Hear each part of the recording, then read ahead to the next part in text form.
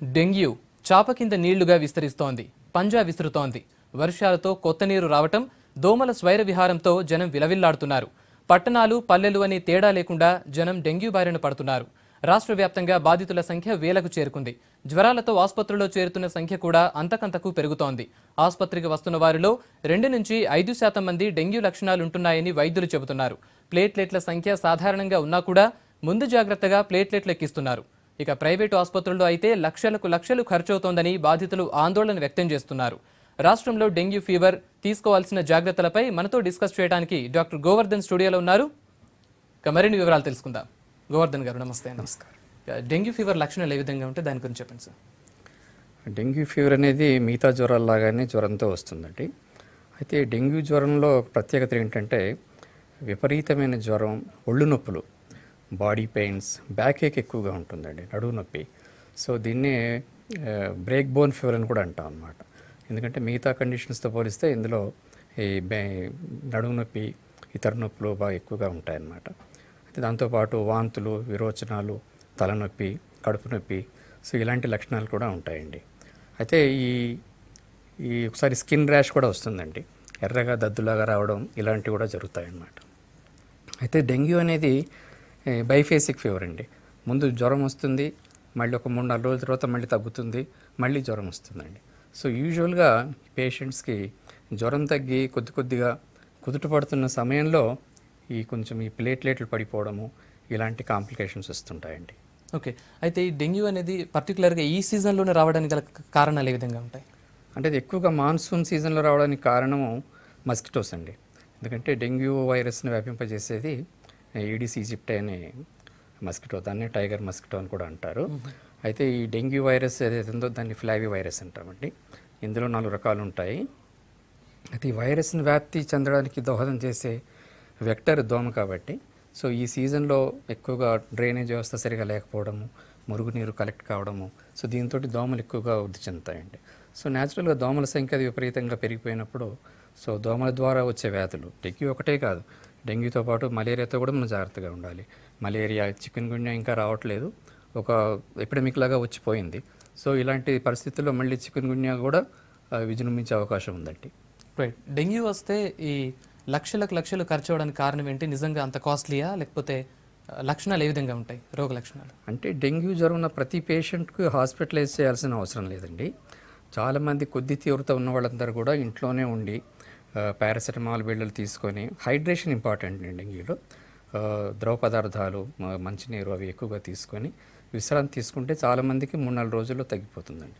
Self limiting fever, మన బాడీలో ఆ వైరస్ని ఫైట్ చేసే ఒక రోగ నిరోధక శక్తి అంతర్గతంగా ఉంటుందండి. అయితే కొద్ది మందికి మాత్రము ఈ కాంప్లికేషన్స్ అనేవి వస్తుంటాయండి. ప్లేట్లెట్స్ పడిపోవడము, ప్లేట్లెట్స్ బాగా పడిపోయిన వారికి ఈ రక్తస్రావం జరగడము, బ్లీడింగ్ కాంప్లికేషన్స్ అంటాం, అలాంటివి కొంతమందికి వస్తుందండి. కానీ ఆ పర్సంటేజ్ చాలా తక్కువ అండి. కాకపోతే ఏంటంటే మనము మొదట వచ్చినప్పుడు అశ్రద్ధ చేయకుండా అలాగే వదిలేస్తే ఒకసారి విశ్రాంతి తీసుకోకుండా, హైడ్రేషన్ అది సరిగా లేకుండా, కొన్ని జాగ్రత్తలు తీసుకోకుండా ఉంటే కనుక ఇలాంటి కాంప్లికేషన్స్ వచ్చే అవకాశాలు ఎక్కువగా ఉంటాయండి. అది త్వరగా గుర్తించి హైడ్రేషన్ లాంటి జాగ్రత్తలు తీసుకుంటే కనుక మనం కాంప్లికేషన్స్ రాకుండా కాపాడవచ్చండి. అయినప్పటికీ చిన్న స్మాల్ పర్సంటేజ్ ఆఫ్ పేషెంట్స్కి ఇలాంటి కాంప్లికేషన్స్ వస్తే వచ్చినప్పుడు హాస్పిటలైజ్ చేయాల్సి ఉంటుందండి. ఓకే, ఈ డెంగ్యూ విషయానికి వస్తే కనుక మన హాస్పిటల్కి వెళ్ళినప్పుడు ఈ ప్లేట్లెట్స్ గురించి ఎక్కువ మాట్లాడుతూ ఉంటారు, ఎక్కువ వినిపిస్తూ ఉంటుంది. ఈ ప్లేట్లెట్స్ అంటే ఏంటి, ఏ స్థాయిలో ఉండాలి, ఎంత తక్కువ స్థాయిలో ఉంటే ఈ ఫీవర్ అటాక్ అవ్వచ్చు? అంటే ఇప్పుడు డెంగ్యూ ఫీవర్లో ప్లేట్లెట్స్తో పాటు తెల్ల రక్త కణాలు కూడా పడిపోతుంటాయండి. అయితే ఎక్కువ ప్రజలు భయాందోళనకి లోనయ్యేది మాత్రం ప్లేట్లెట్స్ గురించి.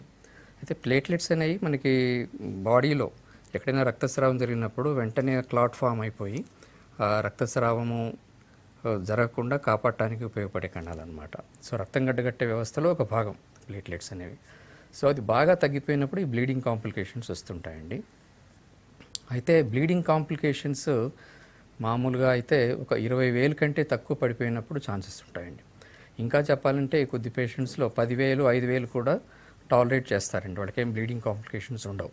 అంటే అన్లెస్ వాళ్ళకి ఆల్రెడీ లోపల ఎక్కడైనా పొట్టలో అల్సర్ ఉండడం కానీ, ఇంకేదైనా ప్రీడిస్పోజింగ్ ఫ్యాక్టర్, అంటే ఇప్పుడు జ్వరంలో ఒళ్ళు నొప్పులకని ఆ మాత్రలు ఈ మాత్రలు బజార్లో కొనుక్కొని, షాపులో కొనుక్కొని వాడేవాళ్ళకి, సో అలాంటి వాళ్ళకి బ్లీడింగ్ కాంప్లికేషన్స్ వచ్చే ఎక్కువ కౌంట్ ఉన్నప్పుడు కూడా వచ్చే ఛాన్సెస్ ఎక్కువగా ఉంటాయి. కాకపోతే సాధారణంగా యాజ్ ఎ ప్రిన్సిపల్ 15-20 వేల వరకు కూడా బ్లీడింగ్ కాంప్లికేషన్స్ అనేవి చాలా అరుదండి. అయితే కొంచెం పేషెంట్స్ కొంచెం భయభ్రాంతులై ఒక్కోసారి మేము డాక్టర్స్ అవసరం లేదని సలహా ఇచ్చినప్పటికీ కూడా వాళ్ళకి తక్కువ ఉన్నాయి కాబట్టి ప్లేట్లెట్స్ ఇవ్వడమే వైద్యం అనే ఒక అపోహ ఉందండి. ప్రజలు కూడా ఆ అపోహ నుంచి కొంచెం వాళ్ళు బయటపడాలి. సాధారణ చాలా వరకు కూడా ఫ్యామిలీ ప్రెషర్స్ ఎక్కువ ఉంటాయండి మా మీద. ఓకే, తక్కువ స్థాయి అంటే ఎంత, ఏ లెవెల్ నుంచి? సాధారణంగా 15,000 కంటే తక్కువ ఉన్నప్పుడు అది ప్లేట్లెట్స్ ఇవ్వాల్సిన అవసరం ఉంటుందండి.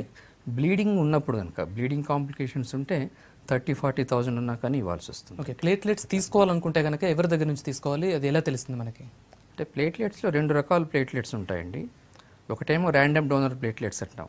అంటే మామూలుగా బ్లడ్ డొనేట్ చేయడానికి వచ్చిన దాతలు ఉంటారు కదా, వాళ్ళందరి దగ్గర నుంచి కూడా సపరేట్ చేసి పూల్ చేస్తారన్నమాట. దాన్ని ర్యాండమ్ డోనర్ ప్లేట్లెట్స్ అంటాము. ఓకే, ఇంకోటేమో సింగిల్ డోనర్ ప్లేట్లెట్ అంటారు.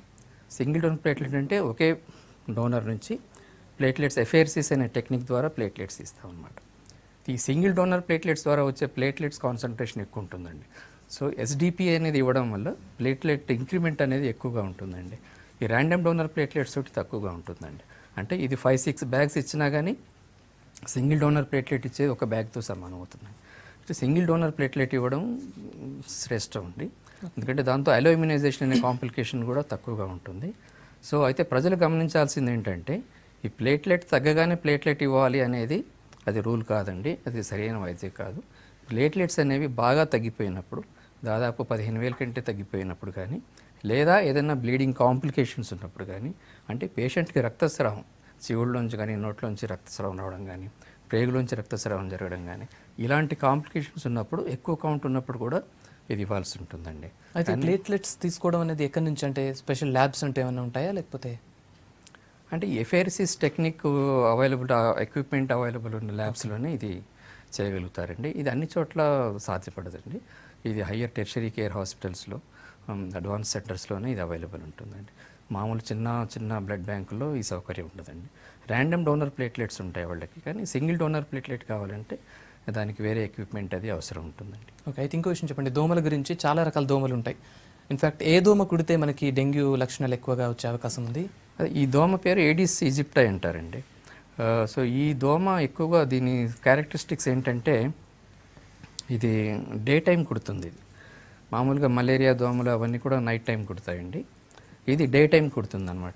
సో కాబట్టి మనకి డే టైం ఎక్కువగా మనం ఈవెన్ ఇప్పుడు చిన్నపిల్లలు స్కూల్కి వెళ్తుంటారు, స్కూళ్ళల్లో కూడా అక్కడ పరిసరాలు ఇవి సరిగా లేనప్పుడు కానీ, స్టాగ్నెంట్ వాటర్ అంటే యూజువల్గా ఈ మస్కిటో ఇంకో స్పెషల్ ఫీచర్ ఏంటంటే ఫ్రెష్ వాటర్ పూల్స్లో ఎక్కువగా పెరుగుతుంది. మన ఇంట్లో ఉండే ఫ్లవర్ వాజ్లో ఉండే వాటర్ కానీ, వాటర్ ఓవర్ హెడ్ ట్యాంక్స్లో ఉంటుందా ఆ వాటర్లో కానీ, లేకపోతే మనం వాడి పాడేసిన టైర్లు, కొబ్బరి చెప్పలు, అందులో ఉండే చిన్న వాటర్ పూల్స్, అందులో ఈ దోమలు ఎక్కువగా ఉంటాయండి. సో ఇవన్నిటిని కూడా మనం లేకుండా చూసుకోవాలన్నమాట. మన పరిసరాల్లో, ఇళ్లల్లో, ఇంటి చుట్టూ ఇవన్నీ లేకుండా చూస్తేనే మనం ఈ పర్టికులర్ దోమని మనం రాకుండా కాపాడగలుగుతాం. వీలైతే ఇలాంటి సిచ్యువేషన్లో డ్రై డేస్ అనేవి ఉంటాయండి. వారంలో 1-2 రోజులు ప్రతి ఫ్యామిలీ కూడా ఇల్లునంతా కూడా డ్రైగా ఉంచడం, అంటే ఎక్కడెక్కడైతే వాటర్ కలెక్షన్ ఉండే ఛాన్స్ ఉందో వాటన్నిటిని తీసేయడము డ్రై డే లాగా పాటించాలి, అట్లీస్ట్ వారంలో 1-2 రోజులు. ఇవన్నీ చూసుకుంటే మనకి దోమల నుంచి ఈ కొంచెం ప్రొటెక్షన్ తీసుకుంటాము. Plus personal protection, mosquito repellents వాడటము, నెట్స్ కట్టుకోవడము, హౌసెస్ విండోస్ అవన్నీ కూడా నెట్స్ తోటి ప్రొటెక్ట్ చేసుకోవడము. Plus main thing is good drainage, ఎక్కడ వాటర్ స్టాగ్నేట్ కాకుండా చూసుకోవడము. So they are important things. Right, ఇప్పుడు డెంగ్యూ వస్తే లక్షణాలకి ఈ లక్షలు ఖర్చు పెట్టాల్సి వస్తుందిగా, సో కాస్ట్లీ వ్యవహారంలో ఉంది. సో సాధారణ ప్రజానీకానికి ఇప్పుడు అందుబాటులో ఎక్కడెక్కడ హాస్పిటల్స్లో ఉంది ప్లేట్లెట్స్ అన్ని టెర్షరీ కేర్ హాస్పిటల్స్లో ఉందండి. కార్పొరేట్ హాస్పిటల్స్ ఉంది, Gandhi hospital, Osmania general hospital, అన్ని టీచింగ్ మెడికల్ కాలేజ్ హాస్పిటల్లో అన్నీ కూడా ఈ సౌకర్యం ఉంటుందండి. అయితే అందరికీ నేను చెప్పాను కదా ఇందాక, ప్లేట్లెట్స్ ఇప్పుడు మేము చూస్తూ ఉంటాం ఈ డిస్ట్రిక్ట్స్ నుంచి కానీ, పెరిఫరల్ సెంటర్స్ నుంచి కానీ, ప్లేట్లెట్స్ తగ్గగానే even doctors against the doctors advice పరిగెత్తుకుంటూ హైదరాబాద్కు రావడం జరుగుతూ ఉంటుంది అనమాట. అది కొంత ప్యానిక్, కానీ అంత భయభ్రాంతులు కావాల్సిన అవసరం లేదు. చాలామందికి వెయిట్ చేస్తే 3-4 రోజుల్లో వాటంతట అవే పెరుగుతాయి అన్నమాట. ఫుడ్ హ్యాబిట్స్ వీటి మీద ఏమన్నా ఎఫెక్ట్ చూపించే అవకాశం ఉందా? అంటే డెంగ్యూ అటాక్ అయిన తర్వాత ఇటువంటి ఫుడ్ హ్యాబిట్స్ ఫాలో అవ్వాలనే రూల్ ఏమన్నా ఉందా? అంటే ఆహారానికి ప్రత్యేకించి దీనికి నియమాలు ఏమీ లేవండి. ఆ, మామూలుగా శుభ్రమైన నీరు, అప్పుడే ఫ్రెష్లీ కుక్డ్ ఫుడ్ ఇవి తీసుకోవడం మంచిది. ఎందుకంటే ఈ వర్షాకాలంలో ఇంకో ప్రాబ్లం ఏంటంటే water pollution, water born diseases కూడా ఇంకొక రిస్క్ అనమాట. వాటర్ బార్న్ డిసీజెస్ అంటే అతిసార, టైఫాయిడ్, వైరల్ హెపటైటిస్, ఈ సమస్యలు కూడా ఉంటాయి. కాబట్టి సేఫ్ డ్రింకింగ్ వాటర్ అనేది చాలా ముఖ్యమండి. సేఫ్ డ్రింకింగ్ వాటర్, ఫుడ్, శుభ్రమైన ఆహారము, మన పరిసరాల పరిశుభ్రత, స్పెషల్లీ మన పర్సనల్ హైజీన్, హ్యాండ్ వాషింగ్. ముఖ్యంగా చాలా ఇన్ఫెక్షన్స్ రావడానికి కారణము మన డర్టీ హ్యాండ్స్ మీద ఎన్నో క్రిములు ఉంటాయి. మనం వాడే సెల్ ఫోన్స్ కానీ హ్యాండ్స్ కానీ ఇవన్నిటి మీద కూడా క్రిములు ఉంటాయి. సో ఫ్రీక్వెంట్గా వీలైనన్ని సార్లు హ్యాండ్ శుభ్రంగా సోప్తో కడుక్కోవడము ఇలాంటిది చిన్న చిన్న ఇదన్నమాట హెల్త్ టిప్స్. ఓకే, ఈ సిటీస్తో పోల్చుకుంటే రూరల్ ఏరియాస్లో, ఈ తండాలు, గిరిజన ఏరియాల్లో వీటి మీద అవేర్నెస్ తక్కువగా ఉంది. సో వీళ్ళు అటాక్ అయినప్పుడు ఎటువంటి ప్రాథమిక చికిత్స తీసుకోవచ్చు? అంటే సిటీకి వచ్చేలోపు కాస్త టైం పడుతుంది. అదే అక్కడ కూడా ప్రాబ్లం ఇక్కడ ఎక్కువ ఉండడానికి కారణం ఒకటి, దోమలు అక్కడ ఎక్కువ ఉంటాయండి. ఎందుకంటే యూజువల్గా ఫారెస్టేషన్ ఏరియా కానీ rural areas, agricultural based areas అన్నిట్లో కూడా ఈ దోమలు ఎక్కువగా వృద్ధి చెందడానికి అవకాశం ఉంటుంది. ప్లస్ వాళ్ళకి accessibility to the health care hospitals దగ్గరలో ఉండవు. కాబట్టి వాళ్ళు ఏదో ఊళ్ళో ఉన్న చిన్న చిన్న డాక్టర్ల సలహా మేరకు వాళ్ళ మీద ఆధారపడుతుంటారు. సో దాంతో కొంత నెగ్లిజెన్స్, కొంత కాలయాపన. సో దీనివల్ల వాళ్ళు కొంచెం జబ్బు ముదిరిన తర్వాత హాస్పిటల్కి చేరడం ఇలాంటివి జరుగుతుంటాయి. అక్కడ ఉన్న ఎడ్యుకేషన్, పేషెంట్ పీపుల్ అవేర్నెస్ అనేది ముఖ్యం. జ్వరం రాగానే అట్లీస్ట్ ఒక ప్రాథమిక చికిత్సా కేంద్రానికి వెళ్ళడము, మాత్రలు తీసుకోవడము జ్వరానికి సంబంధించినవి. Good hydration is important. అలాగే బజార్లో కొన్ని షాపుల్లో కొన్ని పెయిన్ కిల్లర్స్ ఉంటాయి. ఆస్పిరిన్ అని, ఐబుప్రూఫెన్, ఇలాంటి మాత్రలు వాడకూడదు ఈ డెంగ్యూ ఉన్న పేషెంట్స్. అయితే ఈ ప్లేట్లెట్స్ ఎవరు డొనేట్ చేయవచ్చు? ఎటువంటి బ్లడ్ గ్రూప్స్ అని ఇట్లా ఉంటాయి కదా, సో అంటే సేమ్ బ్లడ్ గ్రూప్ పేషెంట్స్ ఉండాలండి. ఓకే, ఆరోగ్యంగా ఉన్న వాళ్ళు ఎవరైనా చేయొచ్చు.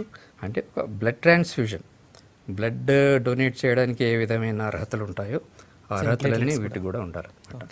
వాళ్ళకి ఎట్లాంటి టెస్టులు చేస్తారో ఇలాగే చేస్తామని మలేరియా టెస్ట్, హెపటైటిస్ ఏబిసి ఇలాంటి టెస్టులు, హెచ్ఐవి టెస్టింగ్. సో ఇవన్నీ చేసి ఫస్ట్ స్క్రీన్ చేస్తాం. ఫస్ట్ ఈ డోనర్ ఎలిజిబులా లేదా, అసలు ఆయనకు ప్లేట్లెట్ సరిగా ఉన్నాయా లేదా, ఆయనలో ప్లేట్లెట్ కౌంట్ కొందరికి బార్డర్ లైన్లో ఉంటాయి. సో అలాంటి వాళ్ళని తీసుకోరు. సో హెల్తీగా ఉన్న అడల్ట్స్ ఎవరైనా ఇవ్వచ్చు. ఓకే, సో ఆ పర్సన్ ఒకసారి ఇచ్చిన తర్వాత మళ్ళీ నెక్స్ట్ ఇంకెప్పుడైనా ఇవ్వాలంటే అసలు ఇవ్వచ్చా, లేదంటే ఎన్ని రోజుల తర్వాత గ్యాప్ తీసుకోవచ్చు? అలాంటిది ఏం లేదండి. ఓకే, ఇవ్వచ్చు, కాకపోతే కొంత వ్యవధి ఉంటుంది. 2-3 వారాల తర్వాత మళ్ళీ ఇవ్వచ్చు. 2-3 వారాలు. ఓకే, సో ఇళ్లల్లో కనుక మనం నార్మల్ హాస్పిటల్కి వెళ్లకుండా తీసుకోవాల్సిన సాధారణ జాగ్రత్తలు ఏమైనా ఉంటే? సాధారణ జాగ్రత్తలు అంటే ఒకటేనండి. అంటే మనకు జ్వరం తీవ్రత వల్ల ఒళ్ళు నొప్పులు అదింటే ఆ డిస్కంఫర్ట్ తగ్గించడానికని జ్వరం మాత్రలు రోజు 3-4 సార్లు వరకు వేసుకోవచ్చండి. పారాసిటమాల్ మాత్రలు మాత్రమేనండి.